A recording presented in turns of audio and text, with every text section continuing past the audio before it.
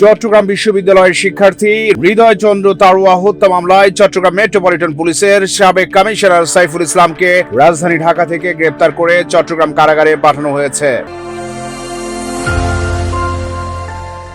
12 ফেব্রুয়ারি বুধবার বিকেলে তাকে চট্টগ্রামের আদালতে হাজির করা হয়। আদালত তাকে জেল গেটে 2 দিনের জিজ্ঞাসাবাদের নির্দেশ দিয়েছেন। মহানগর দায়রা জজ আদালতের সরকারি কৌঁসুলি অ্যাডভোকেট মফিজুল হক ভুইয়া জানান, চান্দগাঁও থানায় একটি হত্যা মামলায় গ্রেপ্তার হওয়া সাইফুল ইসলামকে আদালতে হাজির করা হলে পুলিশ 7 দিনের রিমান্ড আবেদন করে। তবে আদালত তাকে জেল গেটে 2 দিনের জিজ্ঞাসাবাদের অনুমতি দেন। আদালত সূত্র বলছে, 2024 সালের জুলাইয়ে সংঘটিত চাঞ্চল্যকর হৃদয় চন্দ্র তারুয়া হত্যা মামলায় সাইফুল ইসলামকে গ্রেপ্তার দেখানো হয়েছে। বুধবার বিকেল 3টায় তাকে আদালতে তোলা হয়। এর আগে বুধবার সকালে রাজধানী থেকে সাইফুল ইসলামকে গ্রেপ্তার করা হয়। গত বছরের 23 আগস্ট সাইফুল ইসলামকে চট্টগ্রাম মেট্রোপলিটন পুলিশের 32তম কমিশনার হিসেবে নিয়োগ দেওয়া হয়েছিল। তবে রাজনৈতিক পট পরিবর্তনের পর তাকে 21 আগস্ট রাজশাহীর সারদায় পুলিশ একাডেমিতে সংযুক্ত করা হয়। এই মামলায় তদন্ত প্রক্রিয়া এবং সাইফুল ইসলামের জিজ্ঞাসাবাদে পাওয়া তথ্যে পরবর্তী সময়ে বিচারিক কার্যক্রমে গুরুত্বপূর্ণ ভূমিকা রাখতে পারে বলে সংশ্লিষ্টরা মনে করছেন।